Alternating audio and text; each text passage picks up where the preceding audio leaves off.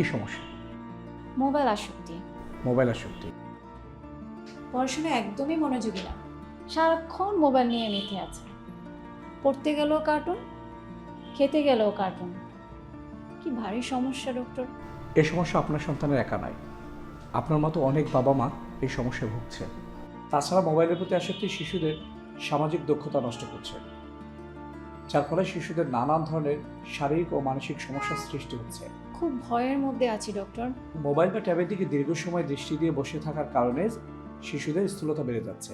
সাথে মোবাইল থেকে নির্গত রশ্মি শিশুদের দৃষ্টিশক্তির অনেক বড় ক্ষতি করছে, যার ফলে শিশুরা সামাজিকভাবে বেড়ে উঠতে পারছে না। প্রযুক্তির এই অপব্যবহার শিশুদেরকে অমানবিক করে গড়ে তুলছে।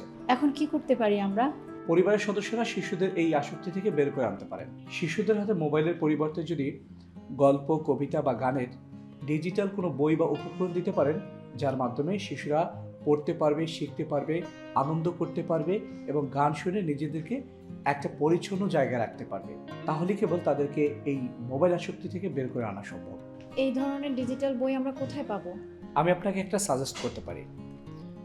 এই দেখুন, এটা হচ্ছে ডিজিটাল লার্নিং পেন। এটা আপনার সন্তানের জন্য বেস্ট একটা সলিউশন হতে পারে। আসসালামু আলাইকুম ছোট্ট বন্ধুরা, তোমাদের জন্য তৈরি করেছি লার্নিং পেন। তোমরা মজা করে পড়বে। লার্নিং পেন, লার্নিং পেন, শিক্ষার নবযুগ হলো ওপেন। সোনামণির বাংলা পড়া।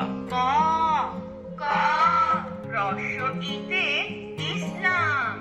লার্নিং পেন দিয়ে পড়বো সবাই, ডিজিটাল দেশ পুরা করবো সবাই। সালাম দিতে হয় এইভাবে। السلام عليكم